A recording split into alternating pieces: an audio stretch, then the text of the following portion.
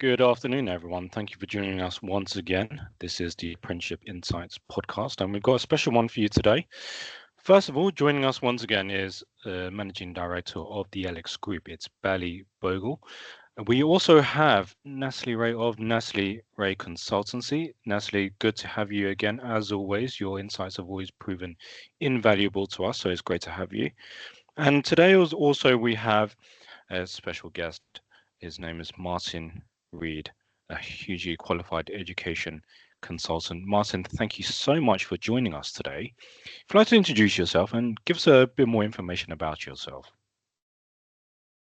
Yeah, thanks very much for that. Yeah, my name's Martin Reed. I'm an educational consultant, have been for the last about 10 years. Prior to that, I was a manager and senior manager in further education in a number of different roles.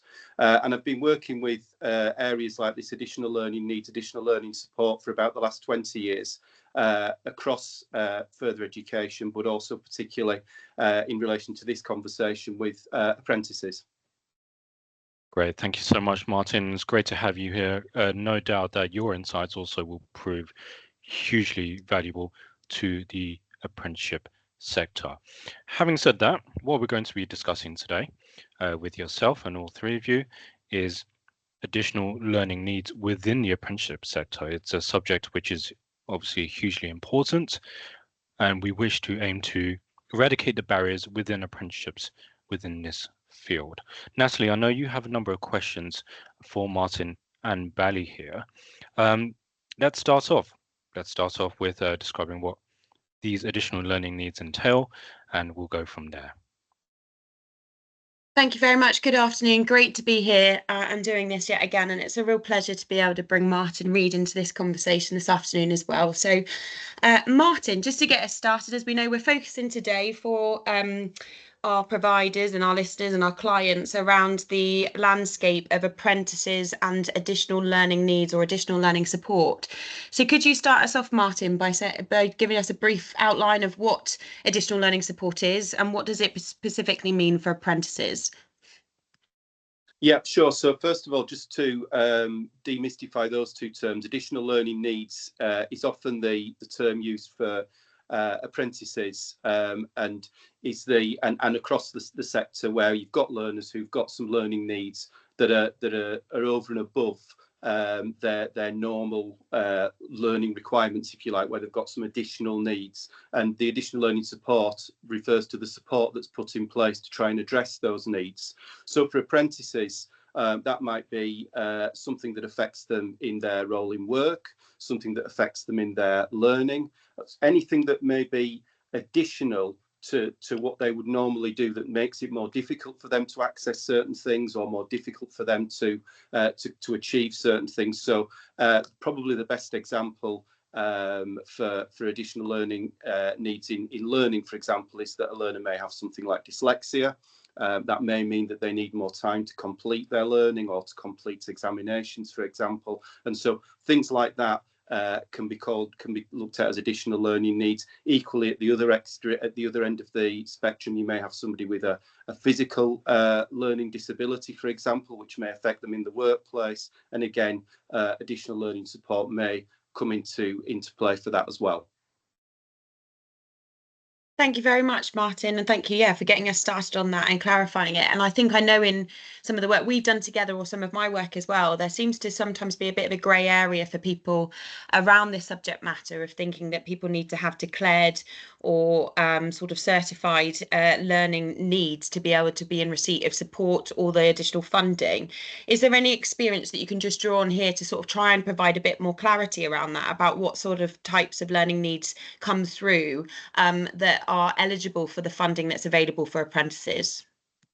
Yeah, sure. I mean, it is a complicated and difficult area, and by its nature, it is driven by individuals. So there's no sort of blanket thing that means everybody who's like this qualifies for that or anything like that. But what you do tend to see is that learners come in with a range of different routes in, if you like, to additional learning needs. So, for example, you could have a learner who has got an education, health and care plan where there are very specific things set out in that plan in terms of their additional learning needs, and that will need to be addressed as part of their programme of learning and in work. And so there you've got something very, very specific.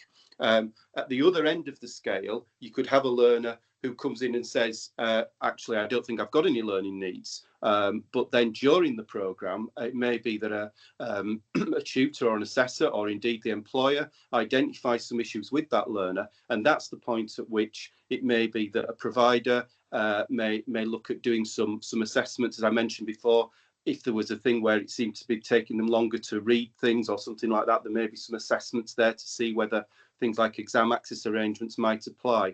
Now, what may happen with that is it may be because there is a specific learning difficulty like dyslexia that's been diagnosed, or it may be that nothing's ever been diagnosed in the past, but that doesn't mean that learner can't access additional learning support if there's been a proper process gone through in terms of establishing what those needs are, and that they are needs additional for that learner.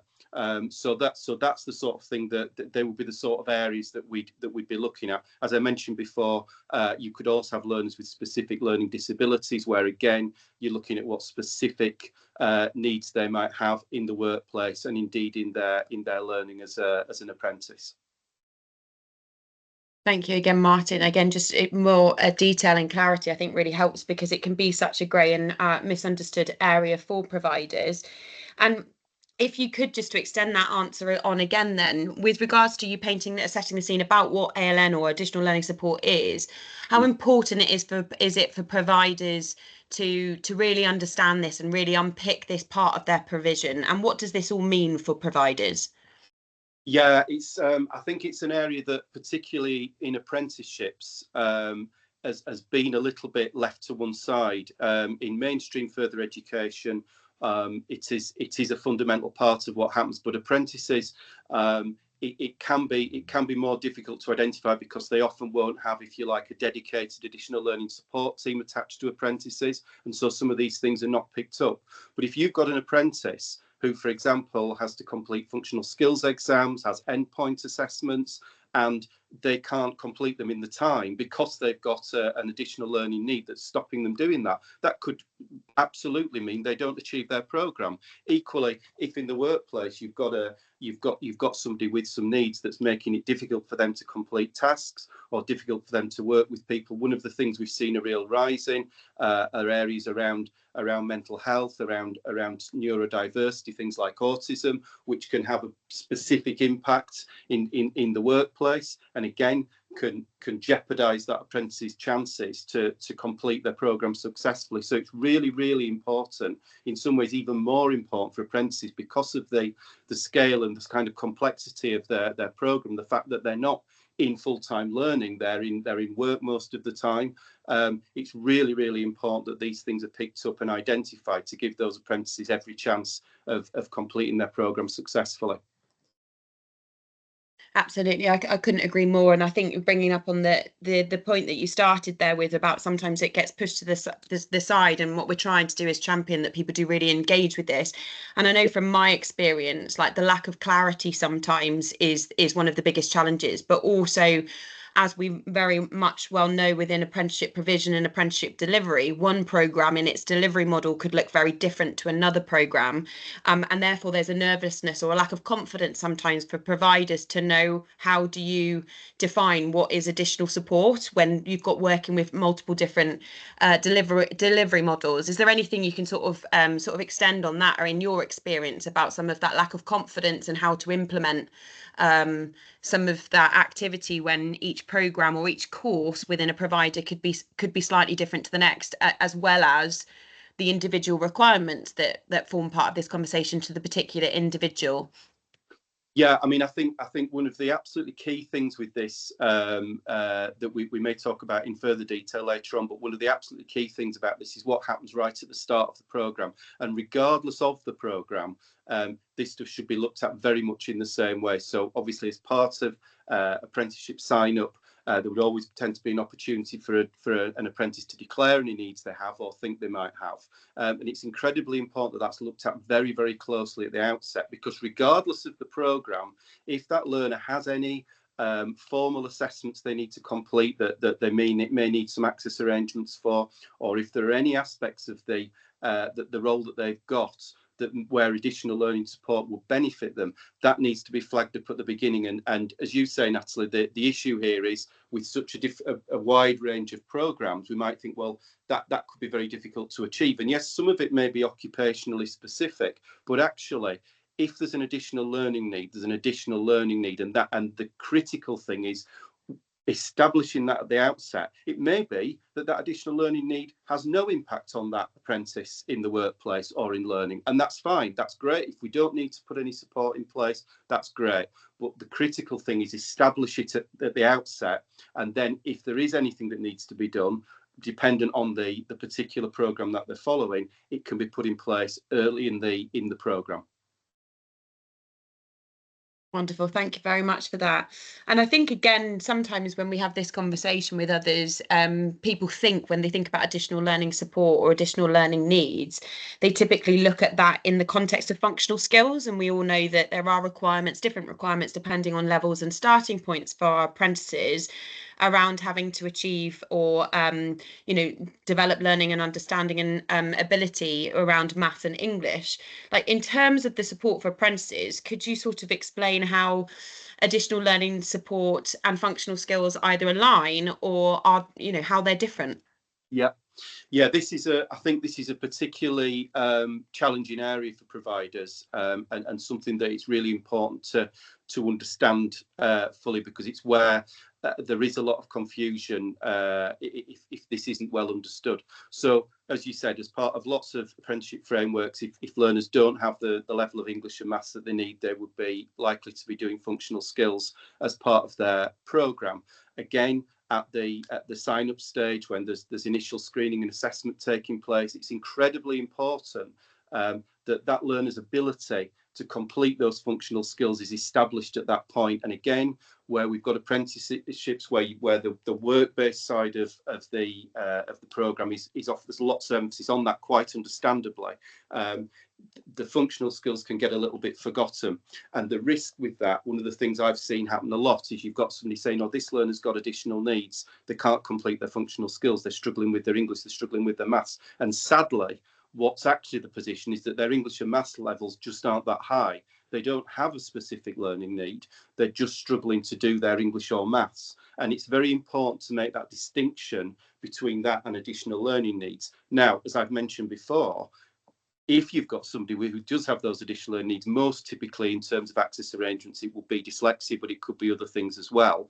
Then you can carry out an exam access arrangements assessment, make sure that learner gets the right access arrangements for their programme, which could be extra time, it may be adapted papers, there's all sorts of different aspects to it. And that may be the thing that helps that learner complete their functional skills. But it's really important to draw that distinction and understand that the initial assessment phase for apprentices, that we understand what are the additional learning needs, those specific things that are specific to that individual that's making it more difficult for them to access learning, and what are things that are just about the fact that unfortunately this learner is a long way from the level of functional skills they need to be at this point. And but it's a very important distinction to draw, Natalie. Yeah, and thank you. And I think you can start to see, aren't we, where I'm picking here, the impact it can have on all aspects of the apprenticeship, whether it's their main programme, their study, their learning, and certainly then even transferable into the English and maths components of an apprenticeship programme. Arguably, English and maths is part of the entire programme, as we know. So it really just draws home your earlier point, or a point you've raised a couple of times here. It's about the earliest identification of this to be able to give the best chances, isn't it, to apprentices? And we see a lot with providers that the identification of additional learning support that could have been put in place is sometimes far too late, and we start to understand why someone's coming towards the end of their programme, or we might have a cohort of apprentices sometimes that are past their planned end date, and we start to sort of unpick why at that point, and just bringing it all the way through to the very earliest stages, and that assessment being comprehensive and robust at the beginning can really support multiple aspects of performance and provision for providers, and also support apprentices on their learning programme. But I think this is it's something that transfers not only through all different aspects of their apprenticeship and their learning, but as we know, into the workplace as well. And there is a clear, rationale or reason to be able to identify these things, to try and support those conversations we have with employers where we've been given consent, etc. And it'd be really nice to bring Bally into the conversation now, because I know she's very good at representing that conversation around employer involvement and engagement. If Bally, if you wouldn't mind, just from your experience and sort of representing our employers or our providers' employers, how important do you think, or how relatable is the identification of those learning needs with apprentices to the workplace, and that kind of employer support conversation? Hi everyone, lovely to be here again, and Martin, lovely to be listening to your contribution. It's really interesting, and this is been one of those sort of areas. It's very, very grey, so I just love the fact that we get this opportunity to go a little bit deeper on this subject. Thank you so much. With regards to employers, Nat, couple of schools of thought really. In my experience and what I've seen, and then happy also to be challenged on this or get some agreements from colleagues here as well, or disagreements if so. But from what I've seen, if you look at some of the larger employers now, whether they're levy payers, whether they're large corporates, whether they have frankly the resources behind them. So say for example, typically they've got talent management departments, L&D departments, recruitment departments. The likelihood is they're probably going to have somebody that looks at inclusive learning, looks at neurodiversity, somebody's trained, qualified to be able to provide that support, to be able to understand what the problems and issues are and how they might relay to the workplace, not only the workplace in the job, in the role, but also related to learning. So those individuals within those businesses then become very, very important in terms of smoothing the way, paving the way for a structured learning program such as ours in the apprenticeship sector to take place, but equally also to embed and align with the workplace, with the job role. So I tend to find in my experience that whether we're working with employer providers, they seem to kind of have this on their radar.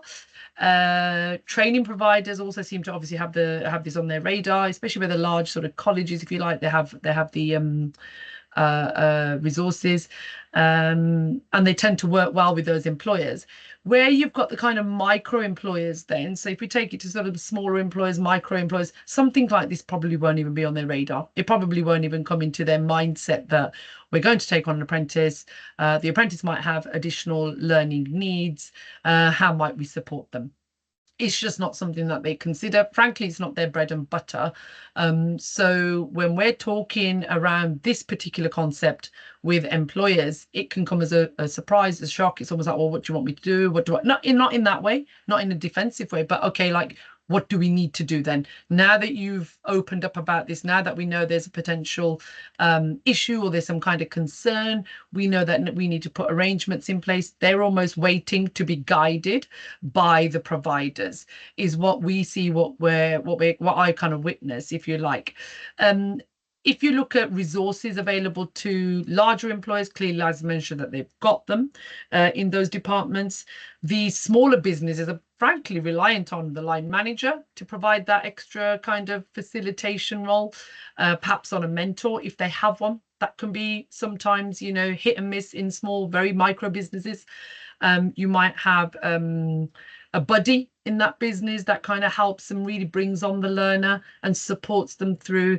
There might be an individual in the business that is a parent of a child that has additional learning needs or physical disability or one of the learning conditions, if you like, and recognizes that, and they themselves take on that sort of support role. It's like I'll be here and I'll come and I'll wave you from the sidelines, and I want you to get through and motivate that. And they become the motivators, they become the pastoral care, that they become the kind of enablers and the facilitators, if you like. It's not that they're trained as such, but it's almost like under the sort of auspices of the training provider. If you tell us, if you help us in what we need to do to accommodate this, we can be so much more better at this. Probably the other thing I'd say, so that's kind of more resources, the differences between large employers, some of the smaller ones. If we look at just things like, if a lot of employers aren't actually even aware of the sort of, what are the sort of big hitters. So Martin's already mentioned sort of dyslexia. We know there's dyslexia, dyspraxia, dyscalculia. Some of those happen in large volumes for apprentices. For example, dyslexia. So I've seen statistics on this that are published as well out in the domain. Last time I looked, there were around 40, maybe 38% of our learners in a whole year. Academic year that were reporting that they had dyslexia. But then equally, as Martin's mentioned, you've got the neurodiverse, and there's so many different aspects to this. We can't be experts on all of this. Employers can't be. They've got business to run. They've got targets. They've got other things on their mind. And then you have things like ADHD keeps cropping up more so these days than probably ever before. We're certainly hearing this from our employers that are providers, employer providers. And then mental health issues, anxiety, and Martin's already mentioned the physical health side of things. So that's kind of what we're seeing. I think this is a very new area to very many employers. They probably wouldn't know how to support the apprentices. So I think that's where the training provider sort of almost finds them themselves on their own. And unless they're very, very used to this kind of qualified, competent, capable, have the capacity as well to deliver that support, know exactly what they're doing, then they effectively end up bringing the employer on a journey with them. I'd like to, if you don't mind, also give a personal example. I'm just going to digress a little bit. So Natalie, you'll know this, that outside of this, I'm a co-director of a business, so a separate business. We have a fitness company, and we are it's qualified dance fitness instructors. So we do Bhangra dance fitness, and recently we've just run a course to deliver, a course to individuals who want to become Bhangra dance fitness instructors. So this course is going to go through for accreditation endorsement with the CIMSPA, the regulator for sport. So we ran a kind of pilot version. All the individuals that turned up to the course ready, raring to go, they were asked exactly the same questions, your name, your details, this, that, the other, next of kin, all of that. PARQ details, so physical health stuff. Do you have any additional learning needs? Can we help you in any way that would support your learning? Do you have any conditions or disabilities? Do you consider yourself in any way disadvantaged in any way that you might feel from the course outline that we sent you, it won't work for you? We had 0 responses on that front. On the day when we delivered the course, there was myself delivering as the master trainer, and also my colleagues in the room also as observers. And it came to the whole day had been going really, really well. Towards the end of the day, we gave a little mini micro teach exercise, and the micro teach was all about, okay, look, deliver a short class for us, 1 minute, kind of couple of minutes starter, as in a warm up, stretch, a middle bit, and an end bit. And the one individual that literally started to get anxious and anxiety, she's actually a fitness studio owner as well, so, and does lots of different dance styles, and so just basically took me to one side saying, I really can't do this, I really can't do this, and I have ADHD. So on the spot, I was literally told in the middle, sort of towards the end of the day, when we're about to go into the kind of group exercise, you're told about this information. Lucky for me, lucky for us that we're from this sector, so we can literally do what we do best. Absolutely no problems. You don't have to do it now. We can get a recorded version from you, which has obviously come in now. But we were able to flip it and do something very, very quickly for that learner. But learners don't often tell you at the start.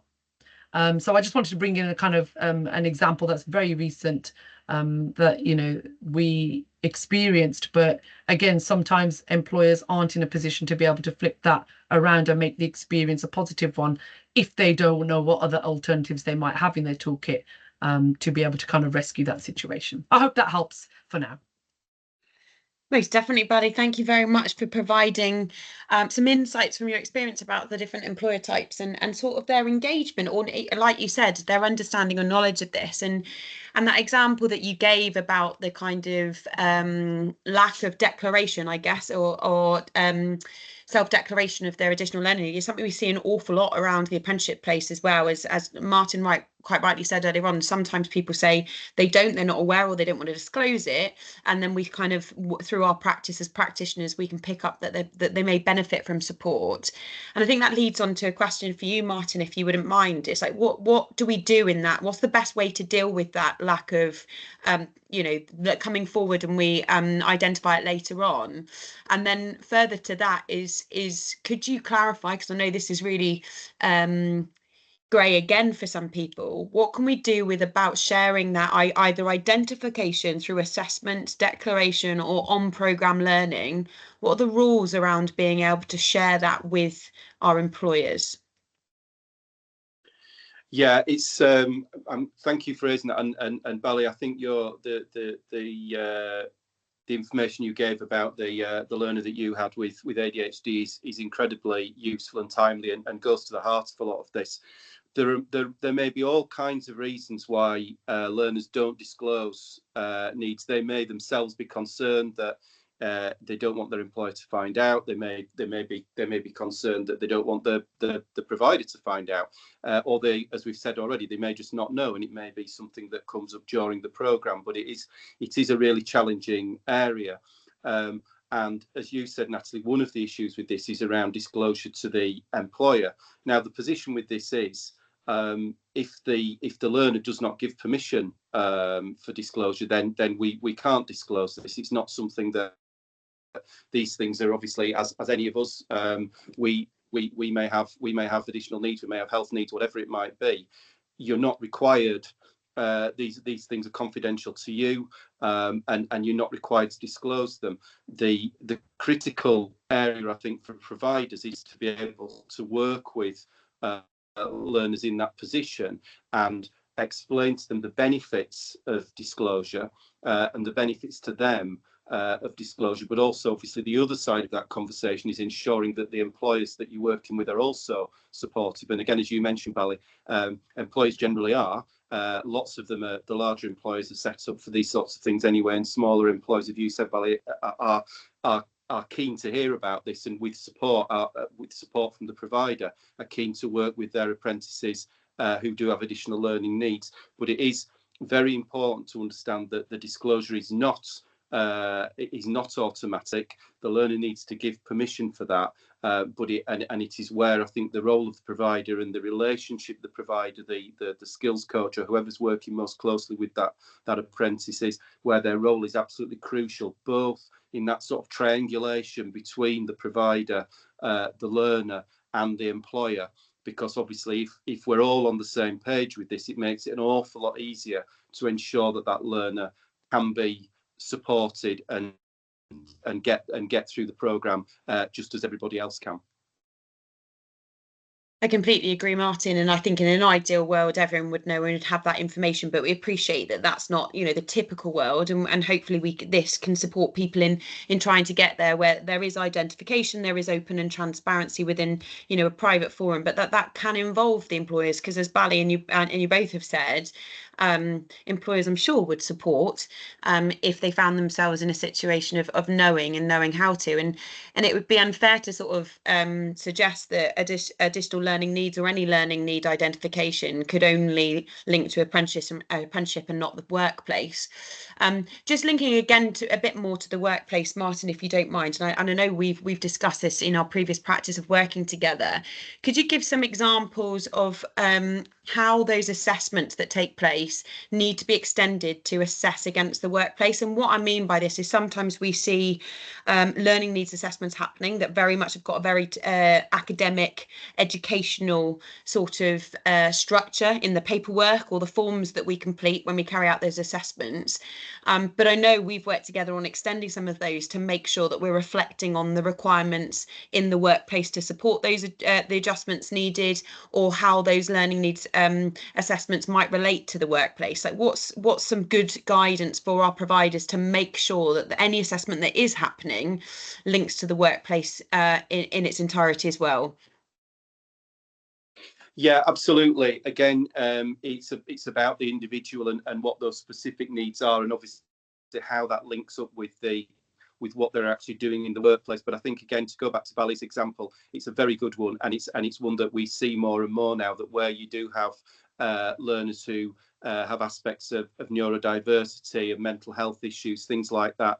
These can be very much issues where it means that they find it difficult to function in certain aspects of the workplace. So, for example, somebody struggling to speak in big meetings in the workplace, or to work under certain pressures and what have you, because they've got those other needs. And so when we're doing those initial assessments at the start of the program, when you're looking at and getting to the bottom of what exactly those additional learning needs are, it's always got to be with that view to the workplace, because of course, as we know, unlike mainstream further education programs, that is where these learners are going to spend most of their time. So actually as we call them, those reasonable adjustments for the workplace are the, if you like, the central driver. Yes, we need access arrangements if somebody needs to be able to access exams and what have you as they go through the program, but actually it's those things on a daily basis that have to be pinned down.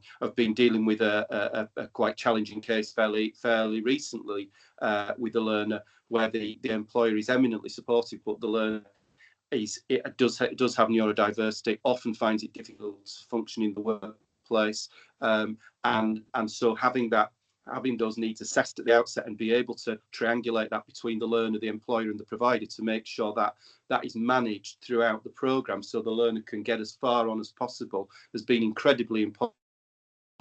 And is meaning that learner is able to stay on program and make progress with what they want to do. But it's about establishing those things at the beginning, but then keeping them under review throughout. When we come to talk about funding, that will also link with that. But it's very, very important that these things are both established at the outset and then kept under very regular review, both by the learner and the provider, but by the learner, the provider, and the employer, so that any changes are flagged up.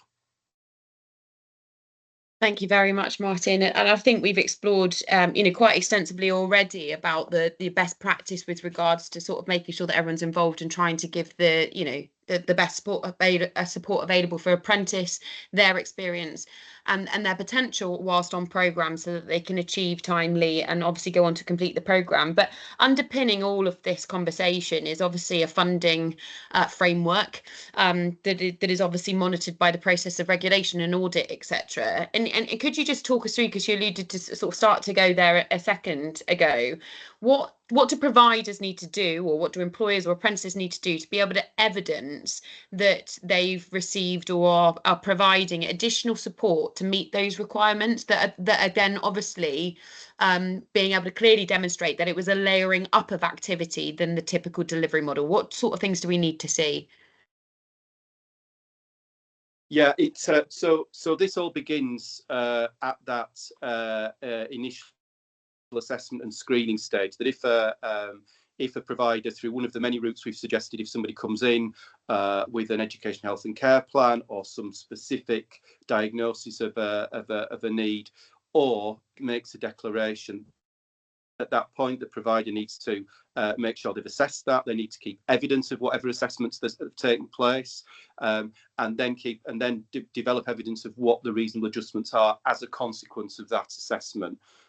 So to go back to your example, Bally, where if that learner had disclosed or there'd been an assessment and we'd looked at ADHD and and then, as you said, there was something where they needed to practically do something in front of a group of other people, and that was seen as challenging. Then that's where you would start to look at those reasonable adjustments at the outset to see whether there were alternative ways that learner could access that part of an assessment or whatever it might be.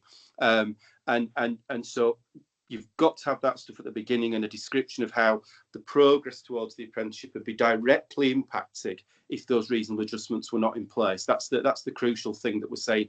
If these things are not done, this learner will struggle or may not be able to complete this apprenticeship if we don't have these reasonable adjustments and this support in place. You then need to have a plan of how those reasonable adjustments are going to be delivered. That needs to have been agreed and signed off by the apprentice as well, so that, again, right at the outset, you're making sure you've got that triangulation going on. As we've discussed, the other bit of that is if you can get the employer involved at that stage as well, and everybody's in agreement that they're happy for that disclosure to be made. And then the way the funding works, it's paid on a monthly basis.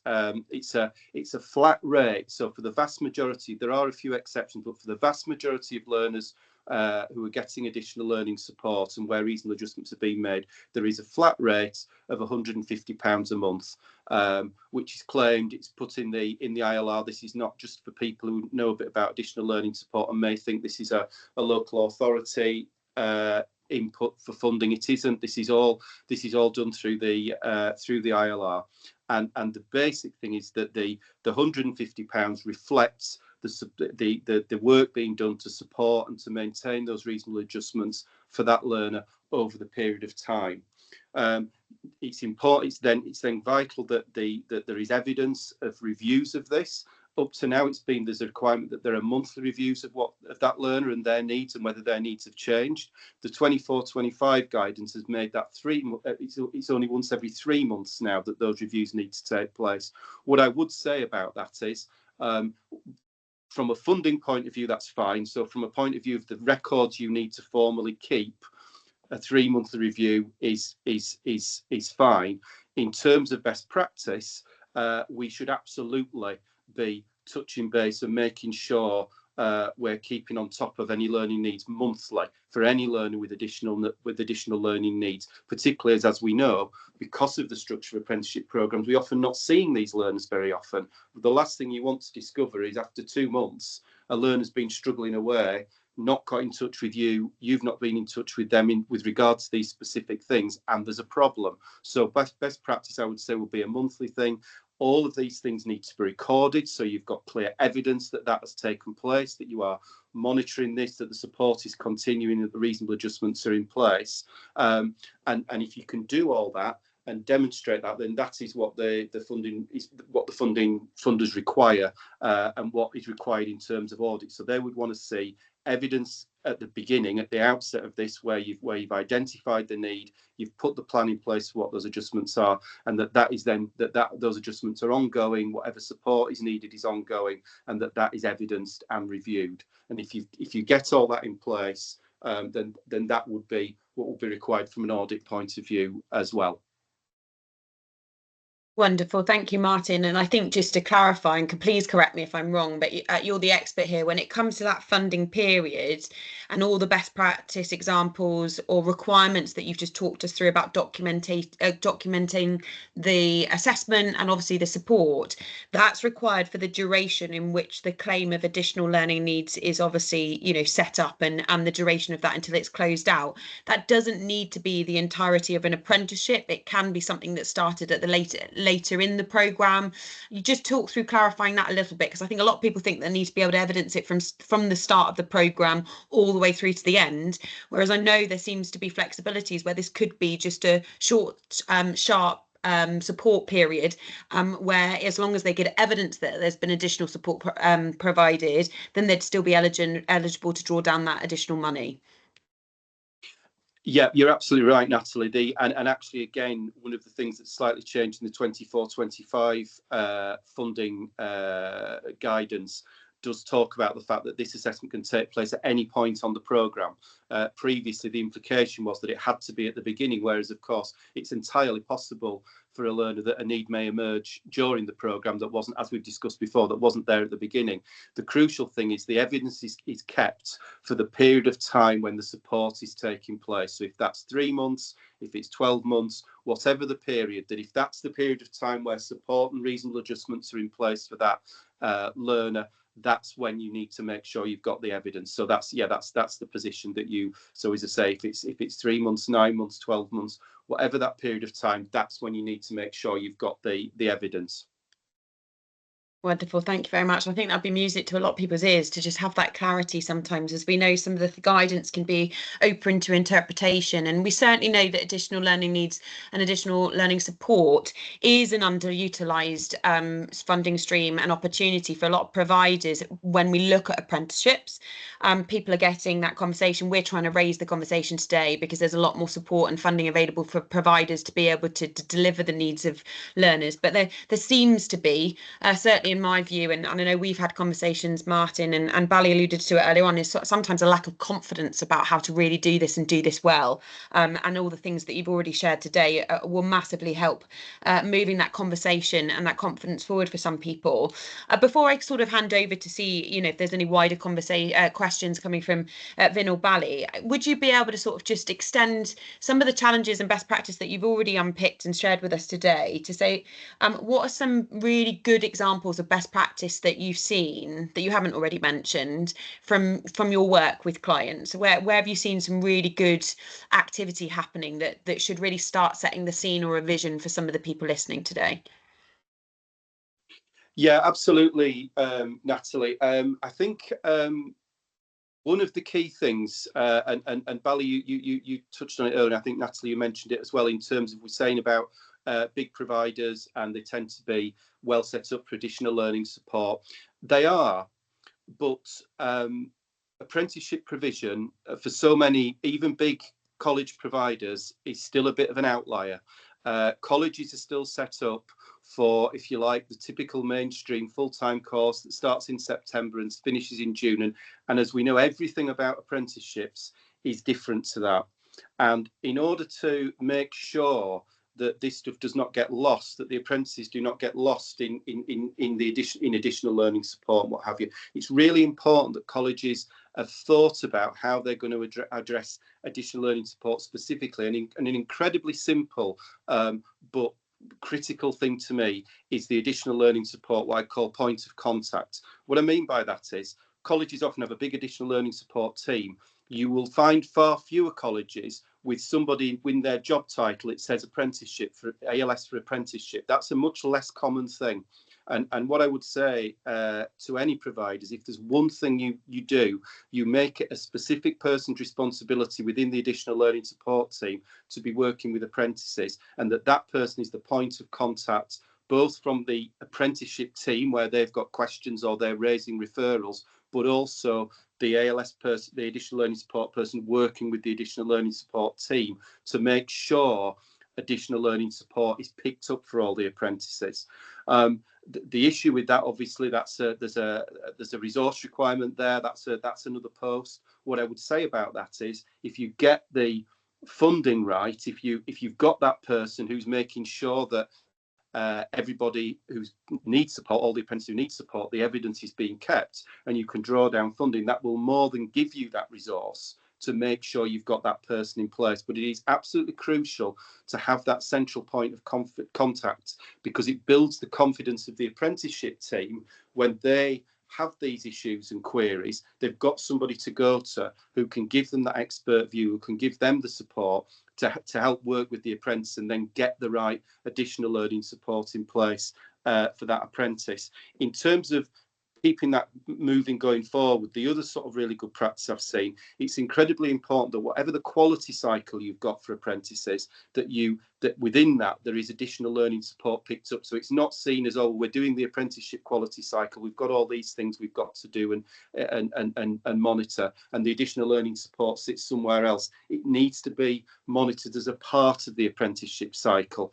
And the point about that is, yes, it's about audit and funding, but actually it's about ensuring that that support is working and being maintained for those apprentices, that it's not falling off the end of the desk, as it were, and that's incredibly important for all those apprentices. In terms of how it's recorded, again, I think best practice here is really important. So whatever learning management system is being used, again, the additional learning support needs to be recorded within that apprenticeship learning management system. It shouldn't be recorded somewhere else. It shouldn't be, well, we've got the apprenticeship stuff here and ALS sits on another system, which happens in a lot of colleges and with a lot of providers. It needs to be part and parcel of your apprenticeship monitoring system, so that it just becomes part of the normal working life of the apprenticeship team, that this is monitored as part of it. It means, again, that you're meeting your audit requirements, but more importantly, that you're staying on top of the support for those learners, and it's not being allowed to slip and disappear and sort of fall off the radar. I think the final thing I'd say, again, on the more on the funding side, if you're a provider who hasn't yet put this in place and is starting to look at it, the first conversation you should have is with your MIS manager, because if you're going to do this, don't waste lots of energy on things that are not going to be required by audit. Use that energy to make sure you're getting the right support in place, but make sure you've got absolute agreement from the outset with MIS as to what they require in terms of evidence, what you need to make sure you've got to have in place for an audit, from an audit point of view, and then you can put your energies into focusing on the really important thing, which is supporting these apprentices so that they can complete their programme. Martin, that's absolutely brilliant. Thank you so much for sharing the detail that sat around some of those best practice examples. And I just want to bring back to a word you said about the maintenance of apprenticeship or additional learning support within apprenticeship provision. So making sure that there's clear visibility on the portfolio systems, as you mentioned, so that it becomes a core component of that apprenticeship learning journey, not an add-on. So it's centralising the visibility of documentation and progress against those milestones and stuff. It's also about making sure, as you said, it's clear, it's part of an integral part of the college cycle or the provider quality cycle. And the word maintenance, the reason why I pick up on it is very similar, isn't it? The conversation around where we have in apprenticeship context, particularly where apprenticeship provision is happening inside a wider institution that delivers more than apprenticeship provision as educational pathways, where we have the conversation and where we sort of try to raise, or we do in forums like this, to say that apprentices, they take place all year round, they don't fall inside an academic cycle. It starts to sort of bring into the same picture around additional learning needs is when you look at that resource, when you look at that calendar, when you look at that progress monitoring through a practice, it happens all year round. We can't just take a summer hiatus, for instance, because there isn't resource to support the additional learning need. That additional learning need happens and is probably needed all year round by that individual. So it was just to sort of really extend that point about making sure that it's really a core part of everything that we do, and it's just got a routine maintenance cycle. I would like to hand over to Bally here and just see if there's any sort of additional points that from the last couple of questions that have been raised, and see if she, from her experience, had anything else to add, or certainly any other questions for Martin as well. Yeah, thanks. I've just been sat here listening intently, and it's just always good to hear we're all on the same page with this, and I wanted to pick up on some of the challenges, and absolutely agree with Martin with all the ones that he's raised. I think from my perspective, probably just a few more I wanted to add there, that in my experience in working with providers, I think one of the toughest parts of all of this is actually getting started in terms of that whole process of identifying the needs.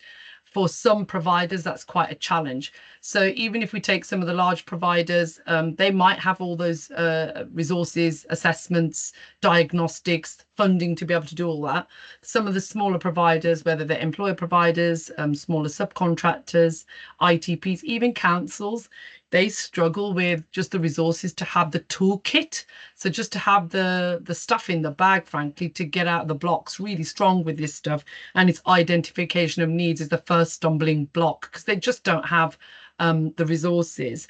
The other thing that I'm picking up lately is probably been mentioned more so of late than ever before is just diagnostics.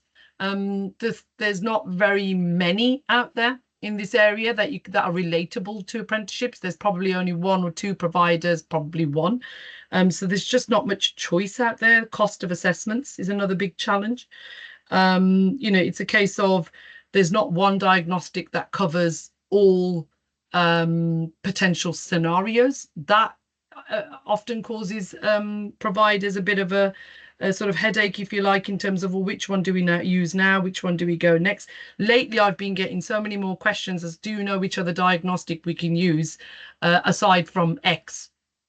Yeah, X or Y. So that's a challenge.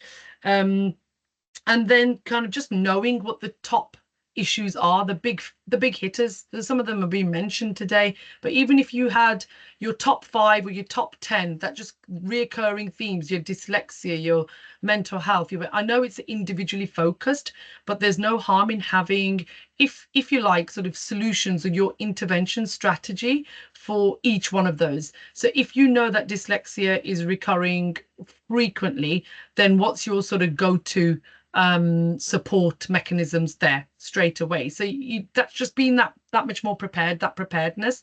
So if it was these are the things that we would do. If it was mental health, these are the agencies that we work with. Obviously there's certain amounts that we can absorb internally, we can deal with this, but if it's obviously severe, then we can work with our partners. So just signposting and working with partners and having a network for ALN. I don't think providers do that very well. Some do. Some are absolutely shining stars, examples in it, but others don't. And then it's actually about providing that support. The confidence has been mentioned a couple of times. Just confidence in people to provide the support and provide the help. Now, you don't have to be experts in inclusive learning or additional learning needs or dyslexia or dyspraxia or mental health. So we're humans, we're people. The likelihood is we have come across somebody in our family or in our network or in our friends. I can rattle off names straight away of just friends who have got children with autism, some severe, some minor, and what they do. And we have these conversations often, and they tell me all the hoops that they've had to jump through, even with councils, things like that. You are generally sort of in the know just from your own network, personal as well as professional. But I think for providers, it is about, okay, well, what can we do to support? So it's knowing what the big hitters are, knowing what the strategies are, having some go-tos as a starter for 10. Obviously, not in every case is individual, but being prepared. And then knowing what those reasonable adjustments are and the case, how to write a business case for a reasonable adjustment. Sorry, I know that sounds a little bit kind of, probably a little bit too sort of strategic, but I don't know how else to explain that. But I think you're following me, hopefully. And then Martin's already mentioned the plan, so outlining the plan of how to move forward with that learner. And then I think the other big one at the minute for me is your own learning. You'll never stop learning as a practitioner, as an educator around all of these themes. I'm probably a little bit like I can get quite drawn into, because I do find this subject fascinating, and how different conditions and different kind of disabilities, all of this ADHD, autism, how does it actually affect the learner and what can we do? And I got quite interested during COVID when I felt that my own son, who was probably kind of 10, 11 at the time, and he was really struggling, and he said, Mom, I really need to do PE. Can you tell Miss when we go back to school I need to do PE, because when I'm running I feel free then, and I have to do my sport, and because otherwise it was really getting him down. And he liked his structure and he liked PE. That's how he found his freedom. That's how he found his it supported his mental health. And we were really lucky that his teachers were into sport, and they were absolutely, we're going to be getting just things like that, just being in the know and being interested as humans. We're parents, we're we have relationships first in families, and then there's elements of that we always bring to work, of course, some of those elements as a person, just as a human that you bring, but obviously then exploring that professional side. How can I be professional about this? And you might not be expert and level 7 qualified in additional learning needs or whatever the qualification is, but you'll be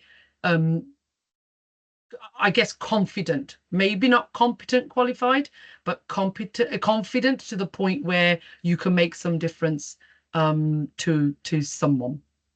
Sorry, that was a very long answer to probably one of those. And yeah, and just thank you, Martin, for all the best practice. I probably won't touch on that because you mentioned some great practice, but I just wanted to pick up on some of the other points. Thank you. I think that's great, Bally. I think it's summarised, first of all, there of some of the conversations, and then also added in some further reflections. And it's right to summarise and look at it from that sort of like zooming out lens and that overview lens of like sort of strategy. And I think the additional learning needs landscape is ever changing. I think it's new to some people. I think it's all ever evolving. So I just completely agree with your point about working towards confidence and competence, but also remaining curious with regards to all us as practitioners, as consultants, as educators. It's sort of just continuing to sort of learn more, stay curious, and develop our practice, because that's only going to benefit our colleagues, our teams, and certainly our apprentices moving forward. Before we hand over to Vinh to close and hear from his reflections from today and in his previous experience, Martin, was there any sort of final bits to add that you wanted to share with us all today? Not particularly, Natalie. I think the only thing I would just say at the end of all this is that with additional learning support, it can so often be seen as a bit of an outlier and difficult, and that's one of the reasons why, as we've said, it perhaps doesn't get the attention it needs, particularly amongst apprenticeships and apprenticeship providers just at the minute. But what I would say is that good practice in additional learning support is good practice, full stop.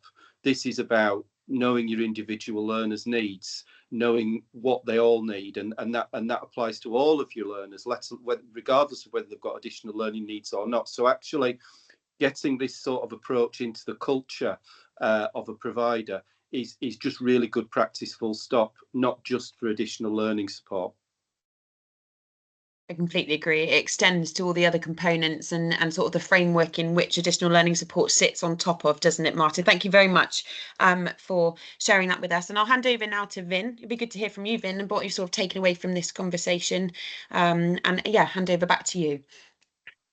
Thank you so much, Natalie. Amazing questions. And thank you again to all three of you for your amazing insights. And my takeaways from this were, well, my initial concern, especially post COVID-19, was, as I'm thankful that everyone has mentioned, the issue of mental health. And it's obviously in lots of cases not visible from the get-go.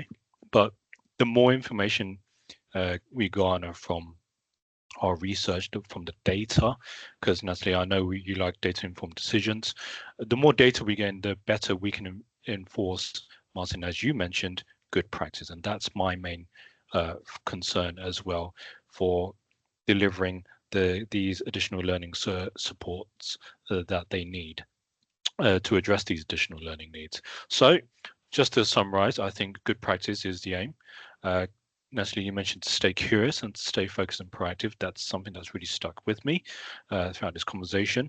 I think that's the best way to approach it because the data is out. We're still looking into how best to deal with the huge range of mental health conditions, as it were.